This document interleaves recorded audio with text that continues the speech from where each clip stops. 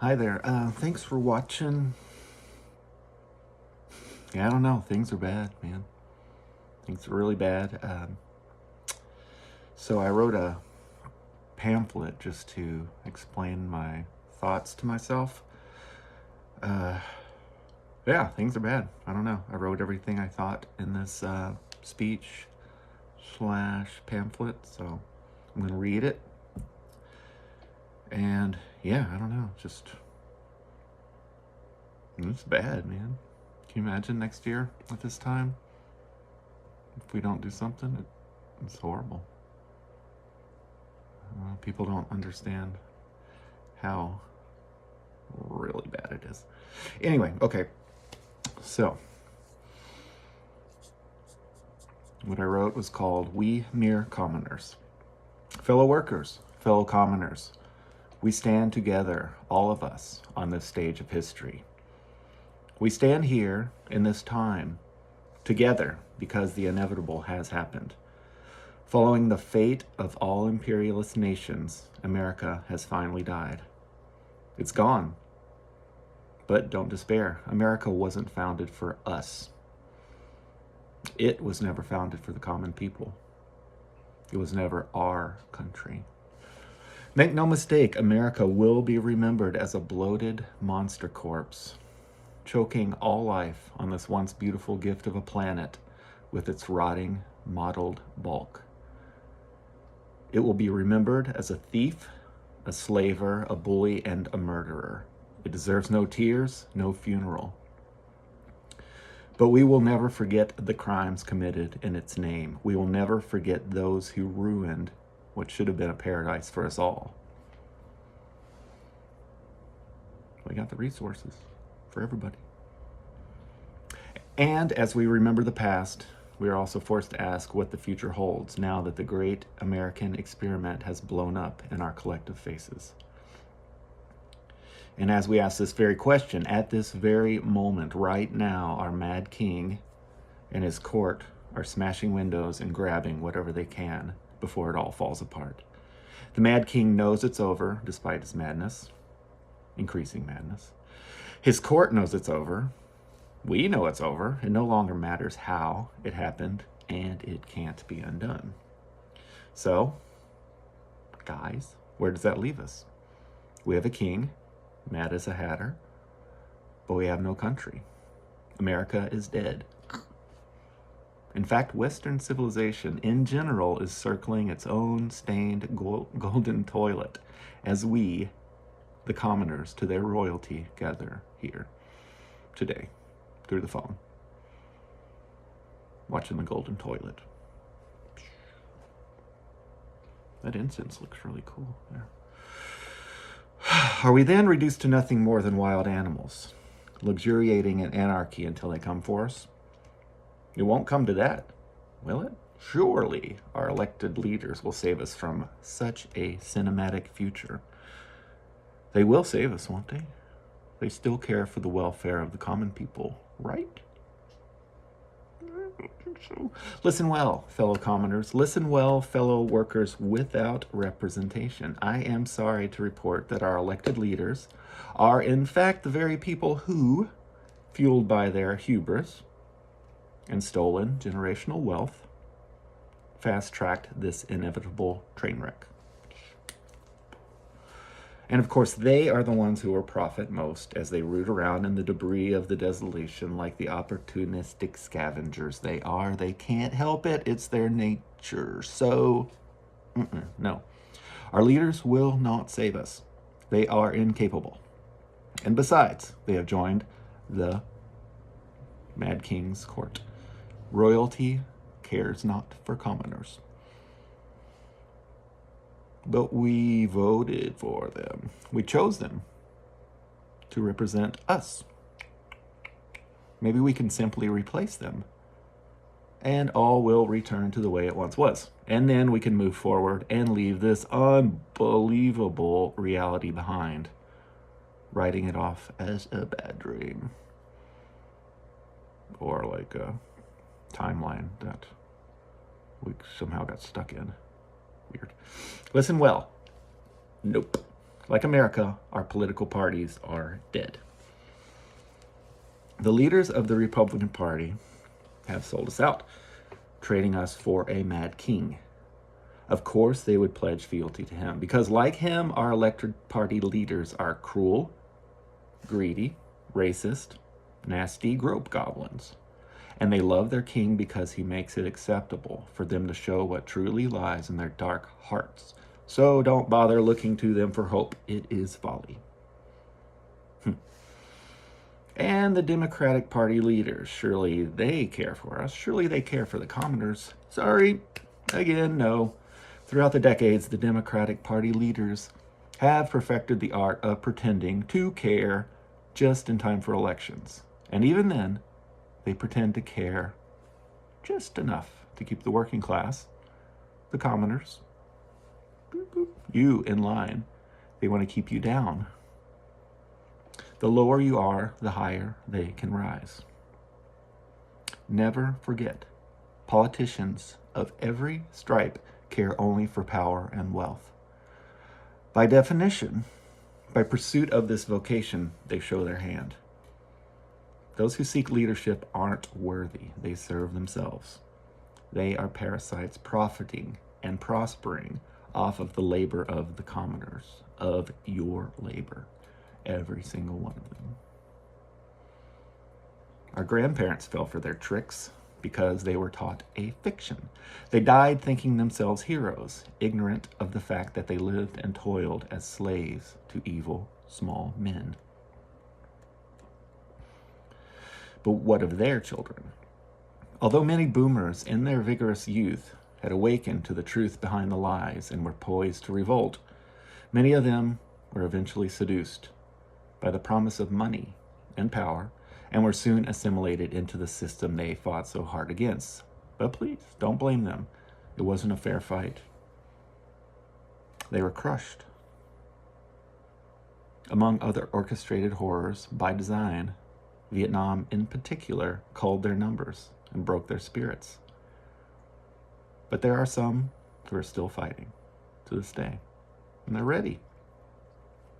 They're waiting for something. But we, our generation, our children's generation, won't roll over for the Mad King, will they? At the very least, we know the leadership of both parties have eaten themselves up from the insides, leaving us to inhale the motes of corruption from their empty, dusty husks. Political parties, as we know them, are the past. Both parties have pledged themselves, implicitly and explicitly, to the Mad King, to become part of his royal court. We won't bend the knee, will we? You may, however, be tempted to suggest a new king. We have fallen headfirst into a monarchy. Whoops. So let's just pick a new one. A good one this time, right? One less mad. One that will actually represent us. A king who cares. Anyone else has to be better, right? No. We know that's not the way. We've already been through this. We fought a war over this. This time we're on our own. We are on our own, but we do not have to be alone. In fact, our numbers are overwhelming. The commoners are legion. The Mad King and his court know this and are fearful. They realize if we commoners stand together, their hoarded resources will be redistributed. And to them, it's a fate worse than death, right? That's all they live for. So if they don't have anything more than someone else, then their brains explode, I guess. I don't know. That fear, of course, is why both failed parties and the Mad King they serve are sparing no expense in trying to keep us divided. They're doing their best, and pretty good so far. Through media and tech, funded mostly by our own tax money, they are relentless in identifying our triggers, magnifying and amplifying our differences to turn us against one another. They want us to hate our neighbors. They want us to hate our families. Our hate keeps them strong. But as we, the common people, know, there's a force stronger than hate. Although it's so obvious to us, It is a force inconceivable to those in power. The key is our strength. The key to our strength, rather, of course, lies in the power of love. Kind of like Huey Lewis. Our love for our neighbors, our love for our families, even our love for our perceived enemies will make us strong. Our love for Huey Lewis will always make us strong. I guarantee that you have much more in common with that shit-kicking, trash-talking farmer that you went to high school with than an amoral billionaire tech bro. You have more in common with that weirdo trailer park goth kid than you do with a weak and pitiful predatory pedophile who grew up in a palace. We are all of us brothers and sisters in solidarity. Like, think for a minute, man. You went to school with a bunch of oddballs in high school. Some guys you got along with, some guys you didn't. But you all were part of the same community, same thing. Like, whatever, we all got along. Yeah, I don't know. Our unwavering love for all common people, for all fellow workers, will open our eyes. And soon we will realize that we're on the same side, because we are. We must practice patience. We must actually listen to each other. Very few people in this rotting corpse of a country are actually bad, actually evil. Broken, miserable people on both sides have always had the loudest voices. You know that. I know that. But they're in the minority. We are not listening to them anymore. We will listen and learn from one another. We will defy the Mad King and his court and their designs to divide us as we come together as one. We may not agree with one another, but we must respect one another. It won't be easy, but it will happen. It must happen. It's gotta happen. Otherwise, we will all become either prisoners or slaves in a burning hellscape of their making.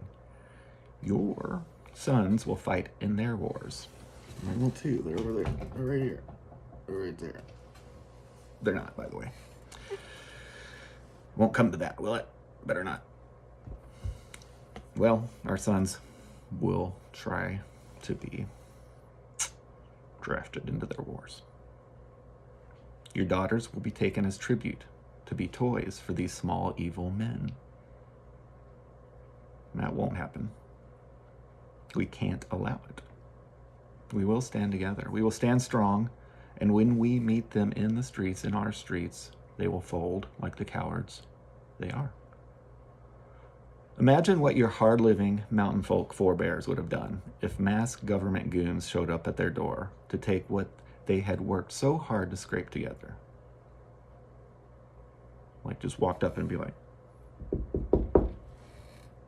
get out. And they'd be like, okay, cool. Sorry, masked government goon. I'm gonna leave my homestead. It's lame. Like, who would do that? That's what we're doing, though. We're saying, take them, take our rights. It's fine. It's all good. We don't need them. So they came to take their homes, their children. So we owe it to their memories, to ourselves, to our families, to our communities to do no less than they would. In fact, we will show them that we can do more. We will do more and then some. We will stand strong together. And that shit-kicking farmer I went to high school with, you better believe that this weirdo goth kid will have his back. And he'll sure as hell have mine. Particular politics be damned. We're fighting for our lives here. And in the face of this unbreakable bond, in the face of this union, they will fall. There's so many more of us. So let's unite. So, okay. But once united, what can we do? What can our children do? We mere commoners. Here's what I do know. We know our country is dead. We know our parties are dead. Help is not coming. Democracy is dead. Good. Because it never existed. Free and fair elections, if they ever existed, are a thing of the past. We can't vote out a king. We can't vote out our king. We got a king, y'all. He will never leave unless we force him out. In his mind, in his madness, double ones here, he's already won. He's not going anywhere. Nor are his successors, his children. His kids are going to rule after us after he's gone. Like, if he's gone tomorrow, who cares? Whatever. There's other people in line. They've got it all planned out.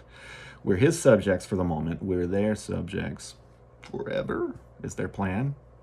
Like, let's put a ballroom in the White House because we're going to leave it. Like, no, they're never going to leave it.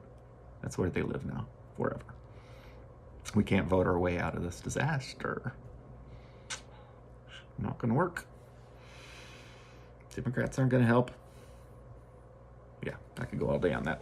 But we know what history is telling us to do. Are we brave enough to heed the call? Are you brave enough? I'm working on it. It won't be pretty. It won't be safe. Keep in mind, as unbelievable as it may sound, more believable every day, they are literally building for-profit prisons for us. The ICE raids, they're dry runs. They're a test for determining the most efficient way to round up political dissidents, to round up those who stand against the Mad King and his court, to round up your family, to round up and punish your children, to round you up, to shut you up, to break you, to exterminate you and yours. They don't want you around. It's like working for a company that you're not toeing the line with the management and they let you go, just because they don't want you to, I don't know, be a squeaky wheel, I guess, because they need to go straight. So anyway, moving on. If things don't change, if we don't wake up, if we don't unite with our fellow commoners, our neighbors, most of us here will rot forever in these gulags, as both failed party leaders continue to hoard all the resources they can before the end. They're like Scrooge McDuck kind of thing, jumping in and breaking their necks on the heavy gold things. Yeah, they never cared for us, the politicians. The ones that go out and stand out and, they don't do anything. The ones that vote for Charlie Kirk days and stuff and pretend to care about what we want. They just care about themselves and their careers. Anyway, they never actually cared for us. Hopefully you know that. Less so now that the old order has ended. It's every weasel politician for themselves. To hell with common people. They just want to hang on to their vacation homes and luxury cars as long as possible. And throw a little lip service in there when it's election time. Like all these old presidents and stuff didn't care, hasn't stood up except when they are getting attacked, like old Bill Clinton and the Epstein thing, like he didn't speak up until it affected him and his legacy. So eat that, sicko. Gross. And when it comes down to a fight, many of us may not even survive. Seems crazy, but that's probably what some people were thinking right before the Revolutionary War. They're like, it's not going to come to that, is it? So, but, when it does come to a fight, they're going to kill us. Because they will fight tooth and nail to keep what they have and take what is ours. Because they want everything. I don't know why. But we won't let them. So don't lose heart. It's not hopeless. It's not too late. Far from it. We have the numbers. We have overwhelming numbers. They're counting on us to not put aside our differences and not unite. But we will. They will try to cripple us with starvation wages and strike breakers. They will try to weaken us by taking away the health care and the pensions that we earned. They will work us to death for their own gain as the world burns. They will deport people that the white nationalists in charge say shouldn't be here, just for no reason. But we're going to keep fighting, right? We're stronger than they are. We grew up on outlaw country. We grew up on punk rock. They grew up in soft privilege. They're pretty much dorks with just a lot of money and power. They know not what they have awakened. They will fall, diminished, powerless, shamed, and ultimately repentant. when bathed in the bright light of our unconditional love for one another. It's tough, though. And after they fall, these government goons, we will forgive them. That's the tough part. We have to, though. With open arms and the understanding that they were manipulated and deceived, we will forgive them.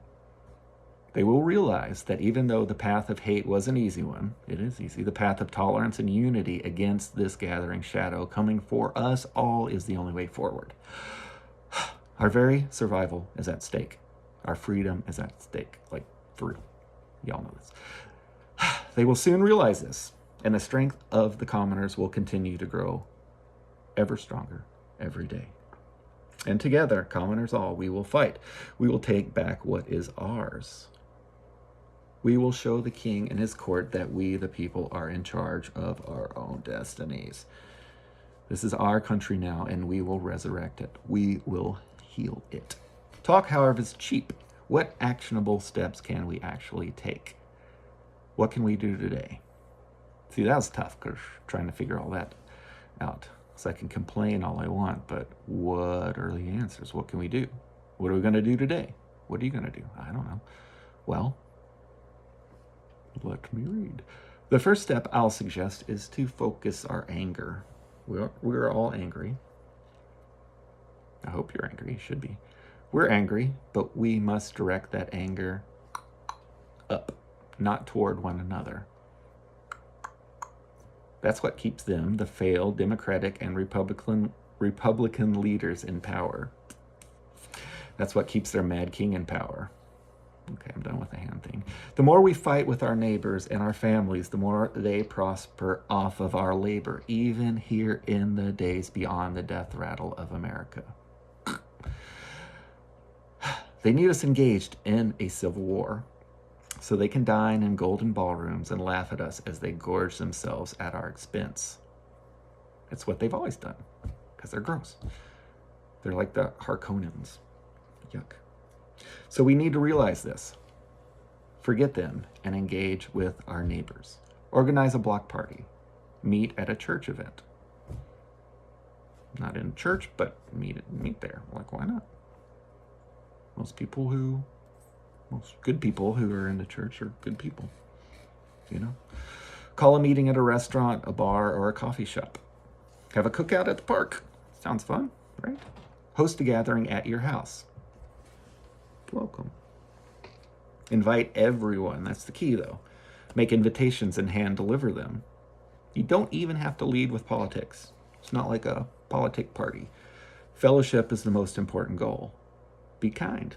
Embody the values that we all strive for. Be the light that will inspire others in their turn to become a light unto others. And soon the darkness will have nowhere to hide. You know?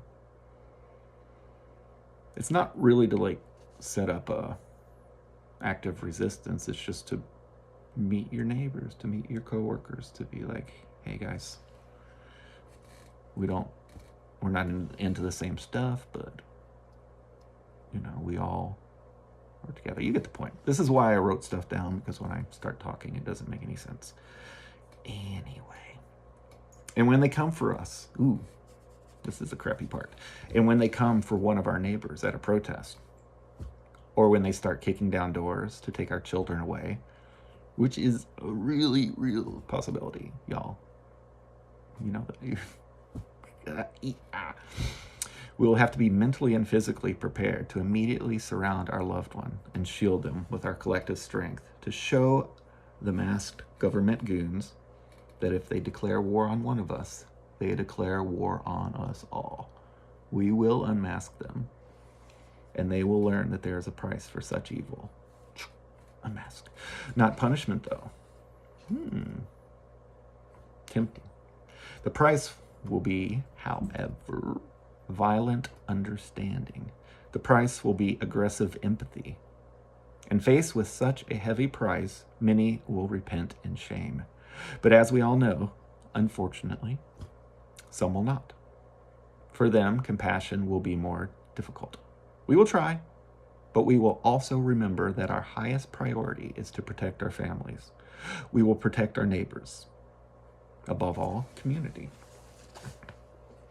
And how can we stop those who come for us? Those who are emboldened by the false promises of the mad king and his court. Those who will take everything from us on his orders. Simple. We will defund them. We will stop paying federal taxes. We will keep what is ours. We will keep what we earn. It's your money. It's my money. We will stop funding our own oppression. Sounds crazy, but it's easier than you think. Cancel federal withholding from your paychecks. Try it for just one pay period if you like. And then increase the frequency to increase the pressure. If we all do this, like everybody totally does this, we can begin to debride the corruption from the meat of our dead country, allowing new healthy growth to manifest. There will be no consequence if we all do this together. For survival, we will unite. The federal government won't come for you because the federal government no longer exists. Democracy no longer exists. But yeah, don't pay your federal taxes like you're paying for to bomb little babies for racist people. Ban for these ICE goons. Ban for their ammunition and garbage.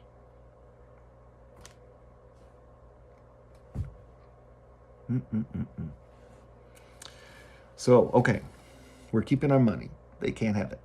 Sorry, can't have it. Our money. We earned it. It's not ours. Not yours, rather. So, with this hard-earned money returned to us, instead of stolen for golf trips, I bet he's a really bad golfer, or bombs for babies, we will use these resources for our own benefit. It's a lot of money back in your pocket. What are you going to do with it?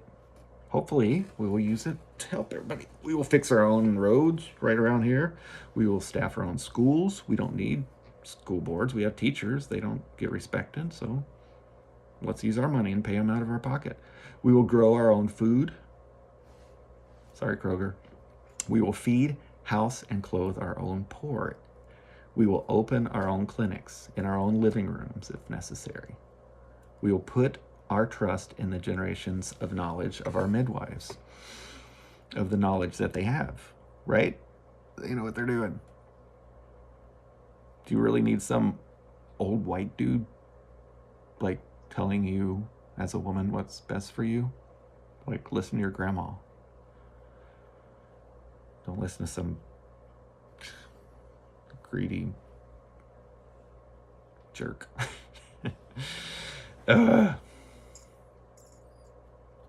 Yeah, like I said, we will put our trust in the generations of knowledge our midwives have. We can do this. We will do this.